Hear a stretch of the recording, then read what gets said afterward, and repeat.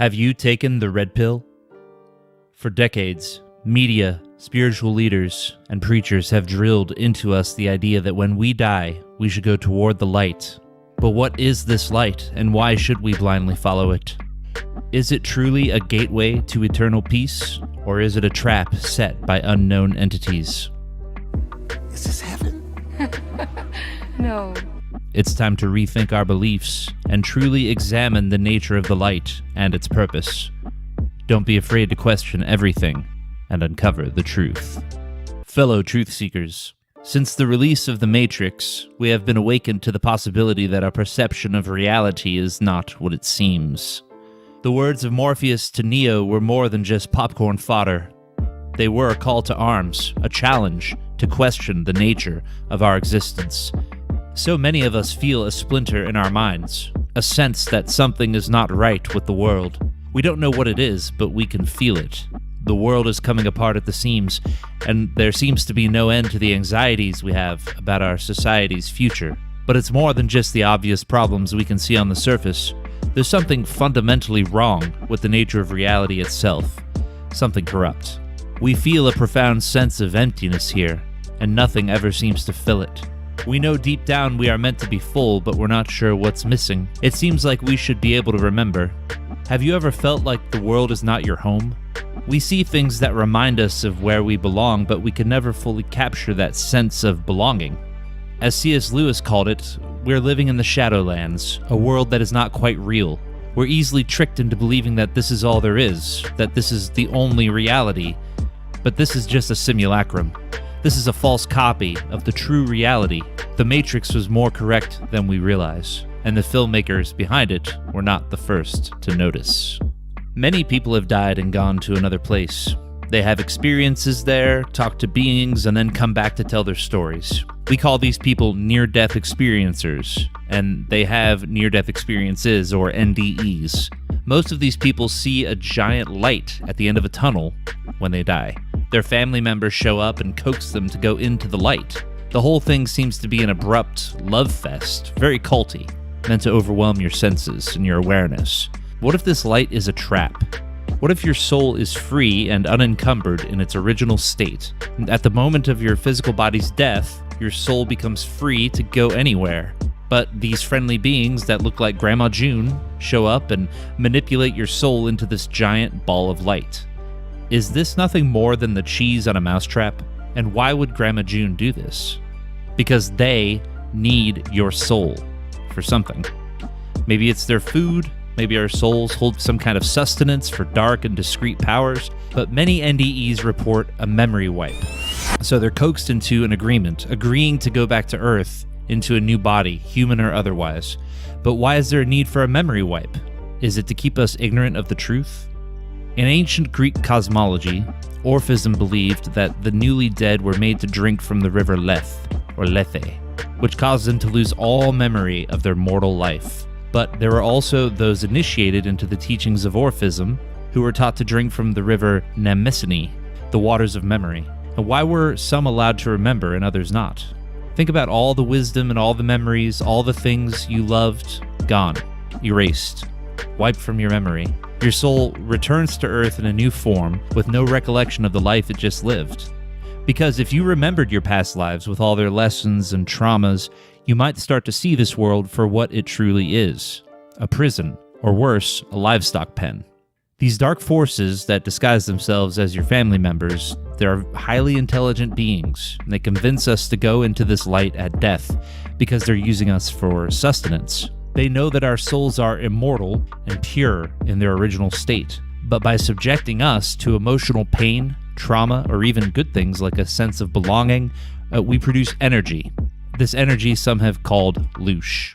You might think of this energy as what other cultures have referred to as chi, prana, or even pneuma, but the term Loosh comes from Robert Monroe's book, Far Journeys, where he used a technology called hemisync to exit his physical body and traverse other dimensions using his light body, or some might call it his astral body. He used these journeys to acquire information from non-human beings in other realms or dimensions, and on one occasion, he asked for a detailed history of Earth, and was given the story from an objective perspective. It's a long, technical story, but in short, this energy, Loosh, is a naturally occurring energy. Some describe it as a love radiation. It's found throughout the universe in different forms and potencies. Quoting now from Far Journeys. Someone, somewhere, or both, in millions or unaccountable, requires, likes, needs, values, collects, drinks, eats, or uses as a drug a substance identified as Loosh. This is a rare substance in some places, and those who possess Loosh find it vital for whatever it is used for. Faced with this question of supply and demand, someone decided to produce it artificially, so to speak, rather than search for it in its natural form. He decided to build a garden and grow Loosh. End quote. As you might have guessed, this garden was Earth. Now imagine someone, some higher being, experimenting with Earth's biology and geology until they found the perfect life form for Loosh production. Us. Humans. That's right. They found that humans produce a pure and potent form of Loosh, unparalleled by any other source. But the thing that made humans produce this energy was loneliness, among other things. Quoting again from Far Journeys, I've revised some of the technical language to make it a little clearer to understand. Quote, it was standing alone under a leafy upper portion of a large tree. It wasn't hungry. It was not in conflict with another human. It was not acting in defense of its young. Then why did it emanate distilled Loosh in such great quantity? Someone moved closer. His perception entered into the human unit, and then he knew. The unit was lonely. It was this effect that produced distilled Loosh. As someone drew back, he noted another unusual inconsistency. The human unit suddenly had become aware of his presence. It had collapsed and was jerking in strange convulsions on the solid base formation. Clear liquid was being expelled from the two radiation-perceiving orifices. With this, the distilled Loosh emitted became even more pronounced. End quote. Loneliness and fear were key to human Loosh production. But that wasn't all. Quoting again from Far Journeys. From experience, the collectors have evolved an entire technology with complementary tools for the harvesting of Loosh from the male human units. The most common have been named love, friendship, family, greed, hate, pain, guilt, disease, pride, ambition, ownership, possession, sacrifice, and on a larger scale, nations, provincialism, wars, famine, religion, machines, freedom, industry, trade, to list a few. Loosh production is higher than ever before. And again, that's from Robert Monroe's book Far Journeys, pages 162 through 170. So these so-called collectors have created a world that maximizes human Loosh production with a ruthless corporate efficiency that would make Walmart blush. They tricked us into coming back to this Loosh farm with promises of wealth, fame, and a sense of duty to our loved ones or country, but it's all a lie. They just want us to pump out more Loosh for their bottom line. We cannot be killed, but we can be manipulated. If we consider the possibility that Earth is a Loosh farm, where the souls of humans are harvested for energy, it is not a stretch to imagine that the power structures on our planet also serve this purpose. Rulers and governments, on some level, may be complicit in creating the conditions for human misery, allowing the Archons to harvest our Loosh. Furthermore, they may also be tasked with conditioning us, the cattle, to enter the light when we die. It's a strange and unsettling thought. It's a known fact that those in power will often use subtle programming in movies and music to influence the public. This practice, known as predictive programming, involves placing images and messages into their products that entrain the public to accept certain concepts and events that support the type of world they want. Take, for example, military movies, particularly those produced in the United States. It's no secret that Hollywood works closely with the U.S. Department of Defense on their military movies. The DoD gets script approval, and in return, Hollywood gets the use of real military hardware in their productions. Just in case any censorious Archontic agent wants to knock me for saying so, I will link an article from defense.gov which proves what I'm saying is true. They make sure that American imperial activity is always portrayed in a heroic light, making the average American compliant with our military's various campaigns overseas. This technique is incredibly powerful, and it's important for us to consider that they may be using it for other agendas as well. For example, in Monsters, Inc., an interdimensional corporation run by hideous monsters, use interdimensional portals to enter our reality and frighten human children to harvest their screams, their fear. They use the energy, the Loosh, that they harvest from these children to power their monster civilization. The monsters have an industrial capacity to cross from their work floor into the bedrooms of innocent human children via their closet doors. These monsters are not gods, just ugly. They are dependent on resource production to survive, and that resource is the fear of human children. Once they realize the moral horror of what they're doing, two of the monsters turn on their evil corporate employers and fight to reform their society in a way that won't exploit and brutalize the psyches of innocents. In The Truman Show, the titular character is deceived from birth by a shadowy group of controllers that hide in the moon. He is made to live out a miserable false existence for the entertainment of the masses. The evil corporation who owns him, he is a slave, is getting rich off of the existential sadness of Truman's fraudulent life.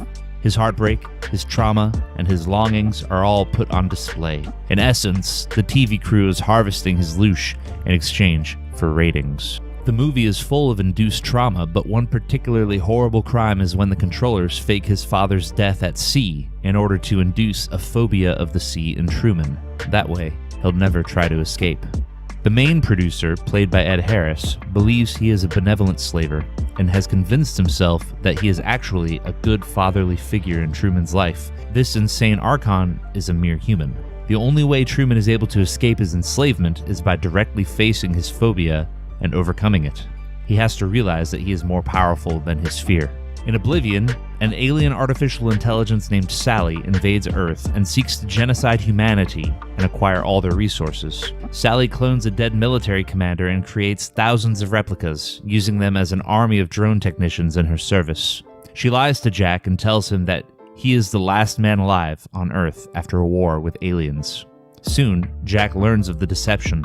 He is one of thousands of clones, and he has died thousands of times in Sally's service. He has his memory wiped each time a new clone is deployed. Sally is the invading alien. This clone decides to destroy the false AI god who created him and save humanity. In The Good Place, we are presented with the concept of an afterlife where 4 human souls are welcomed to the good place, where the controllers match human souls together in an allegedly perfect union. But as we delve deeper into the story, we discover that this utopia is actually run by demons, whose job it is to psychologically torture the humans there. These demons, posing as humans, manipulate the souls to keep them from achieving true happiness. Once the characters realize that they are in a sort of hell, the demons wipe their memories and start over. They've gone through hundreds of simulations, and the architect behind it all, named Michael, presents himself as an angel, but it is later revealed to be a demiurgic figure similar to the Gnostics' Yaldabaoth. Westworld delves into the dark world of archontic control and abuse. Set in a Western-themed amusement park, this show revolves around the relationship between the park's controllers and the android hosts who populate it. The controllers, who represent the Gnostic Archons, have complete control over the hosts and use them to fulfill the darkest desires of wealthy guests.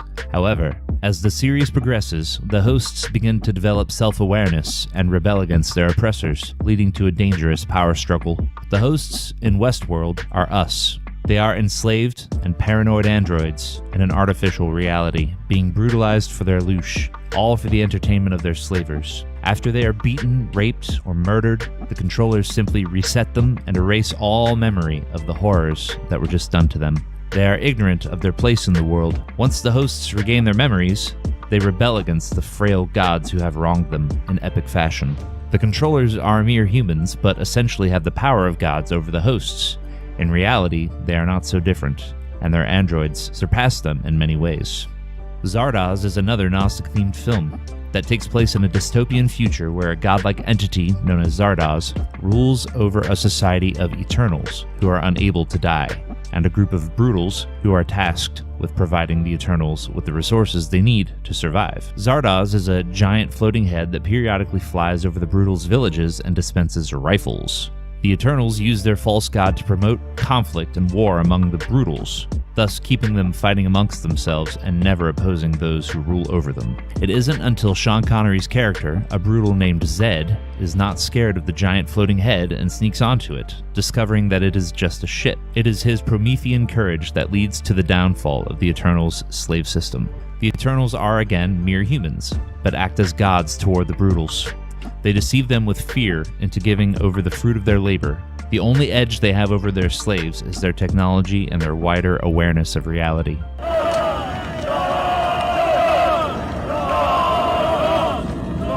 Memory wipes, deception, slavery, vampiric energy siphoning. Why do these themes keep popping up in Hollywood? I'm not saying that everyone in government and entertainment is directly working on behalf of the Dark Controllers, but if the soul trap idea is true, some of them must be. It is also possible that people work on behalf of this agenda unknowingly, or they may have just come across this idea themselves and worked it into their writing.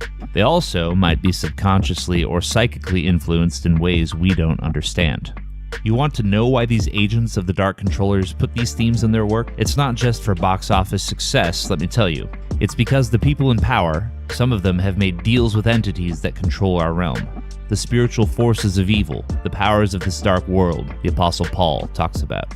Many of these films, they're tools of deception, not just harmless entertainment. Many in the ruling elite know about these deceivers, and instead of trying to free humanity from their grasp, they've decided to make a deal with the wardens of our cosmic prison. They want the cushiest cell, the largest prisoner trust fund in the commissary. Fringe researchers have speculated for years that the ruling class has made a deal with the devil, so to speak. Black magic, astrology, and augury have all been staples of world leaders for millennia. It's not too much of a stretch to think that they might try to make contact and make a deal with entities on the other side. Is there more proof that the elite are serving the controllers of our reality under the guise of worshipping Saturn or Moloch or Kronos or some other infernal name? And how far back does that go? One of the most prolific historians of occult teaching and secret societies was Manly P. Hall. In his opus, The Secret Teachings of All Ages, he wrote how the ancient societies and their mysteries were infiltrated by a dark priest class of evil sorcerers. Quote, "These sorcerers then began the systematic destruction of all keys to the ancient wisdom, so that none might have access to the knowledge necessary to reach adeptship without first becoming one of their order. They mutilated the rituals of the mysteries while professing to believe them." End quote. Now look, no one is to stone anyone until I blow this whistle. Do you understand? Even, and I want to make this absolutely clear, even if they do say Jehovah.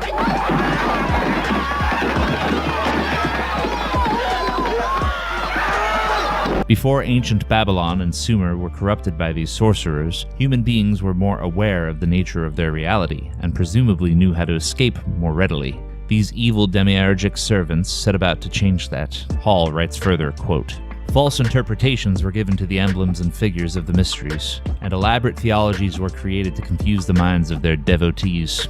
The masses, deprived of their birthright of understanding and groveling in ignorance, eventually became the abject slaves of the spiritual impostors. Superstition universally prevailed, and the black magicians completely dominated national affairs, with the result that humanity still suffers from the sophistries of the ancient occult priestcrafts." End quote. In 2017, Peter Mark Adams released The Game of Saturn. Using a unique tarot deck belonging to Italian aristocrats from the Renaissance, Adams uncovered a shocking revelation. Quoting from the book's description, "The Game of Saturn is the first full-length, scholarly study of the enigmatic Renaissance masterwork known as the Solabusca Tarot. It reveals the existence of a pagan liturgical and ritual tradition active amongst members of the Renaissance elite and encoded within the deck. Beneath its beautifully decorated surface, its imagery ranges from the obscure to the grotesque. We encounter scenes of homoeroticism, wounding, immolation, and decapitation, redolent of hidden meanings, violent transformations, and obscure rites. For the first time in over 500 years, the clues embedded within the cards reveal a dark, Gnostic grimoire, replete with the pagan theurgical and astral magical rites. Careful analysis demonstrates that the presiding deity of this cult object is none other than the Gnostic demiurge, in its most archaic and violent form, the Afro-Levantine serpent dragon Baal Haman, also known as Kronos and Saturn, though most notoriously as the biblical Moloch, the devourer of children." End quote. It has been common knowledge among alternative researchers for decades that many in the ruling class have an occultic allegiance to Moloch. This Moloch cult has been around for thousands of years. People in power have been serving Moloch, Saturn, Baal, Haman, Kronos for a very long time, and they still do today. Here's a clip from a recent Lex Friedman podcast number 314 interview with Liv Bourret. Yeah, let's go to Moloch. What's Moloch? You did a great video on Moloch, one aspect of it, the application of it to one aspect of Instagram beauty filters. True. Very niche. I wanted to start off small. Moloch was originally coined as well. So apparently back in the Canaanite times, it was this ancient Carthaginian. I can never say it. Carthaginian, somewhere around 300 BC or 200 AD. I don't know. There was supposedly this death cult who would sacrifice their children to this awful demon god thing they called Moloch, in order to get power, to win wars. So really dark, horrible things. And it was literally about child sacrifice. Whether they actually existed or not, we don't know. But in mythology, they did. And this god that they worshipped was this thing called Moloch. And then, I don't know, it seemed like it was kind of quiet throughout history in terms of mythology beyond that. Until this movie, Metropolis, in 1927, talked about this. You see that there was this incredible futuristic city that everyone was living great in, but then the protagonist goes underground into the sewers and sees that the city is run by this machine. And this machine basically would just kill the workers all the time because it was just so hard to keep it running. They were always dying. So there was all this suffering that was required in order to keep the city going. And then the protagonist has this vision that this machine is actually this demon Moloch. So again, it's this sort of mechanistic consumption of humans in order to get more power. If you know the symbols, Moloch or Saturn worship seems to be everywhere. From corporate logos to prominent religious centers, we can see the rulers broadcasting their true allegiance under the cover of day. They tell the masses that these symbols mean something different, but among themselves, it is Saturn worship.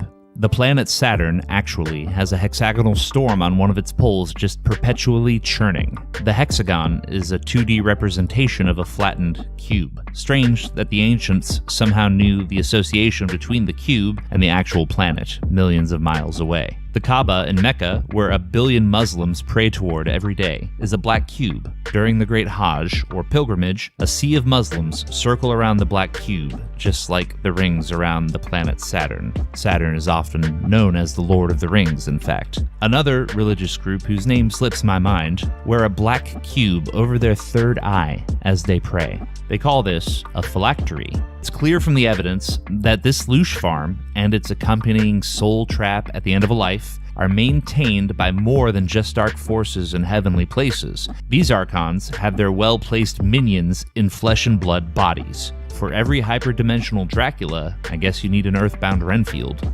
This reality seems to be a corporate-owned prison run by hyperdimensional beings, getting fat stacks off of our slavery. But our slavery isn't that of labor. We are enslaved for our energy itself. We really are plugged into this system like a battery. Some of us humans have figured it out, and those who do have two paths in front of them. They can serve their masters on this prison plane, or they can walk the path of escape.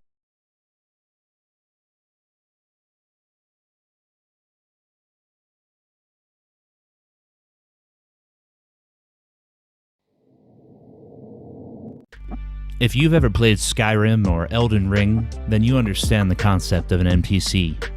In these virtual worlds, your character is a reflection of the decisions that you make. While the character may not possess true consciousness, it is controlled by a conscious entity, yourself. However, the game world is also inhabited by characters that resemble your character but are not controlled by anyone outside the game. They simply follow a pre-written script, without any free will or ability to make choices. These characters are there to add realism and drama to the game for the actual players. They are the NPCs. The movie Free Guy, featuring Ryan Reynolds, delves deeper into this concept. In the film, the protagonist, Guy, is portrayed as an NPC. Day in and day out, he follows the same monotonous routine, waking up to visit the coffee shop before going to work as a bank teller. His friends are similarly confined to a repetitive pattern of behavior. However, unbeknownst to Guy and the other NPCs, They exist within the confines of a video game similar to Grand Theft Auto. Regrettably, the human players in the game continuously mistreat and harm the NPCs, yet they persist in their pre-written script, lacking any form of self-awareness. He's just an NPC. Please, stepmother. It is a disconcerting thought, but there is a possibility that NPCs exist in our own world.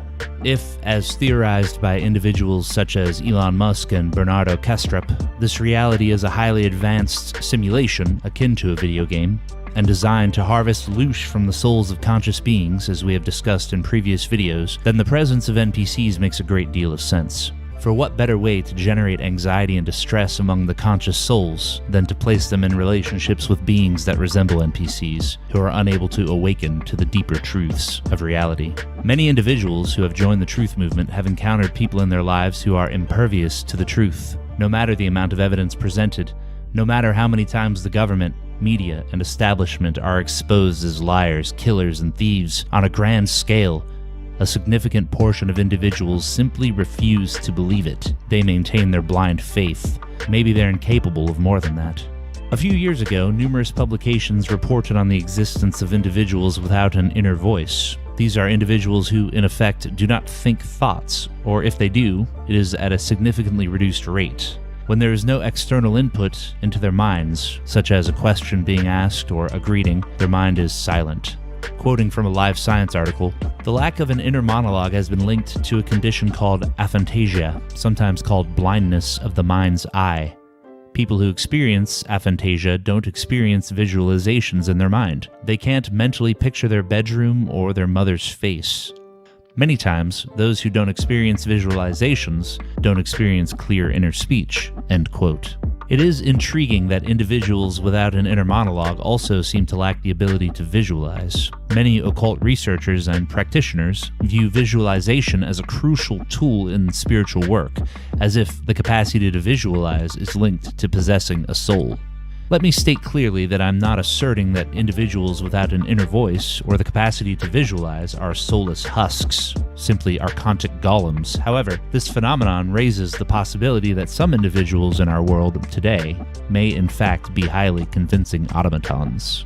The NPC meme went viral after these stories were published. People started to equate those who steadfastly believe in the narratives of the establishment with the absence of an inner voice. As is often the case with our society, it became highly politicized. But is this a new idea?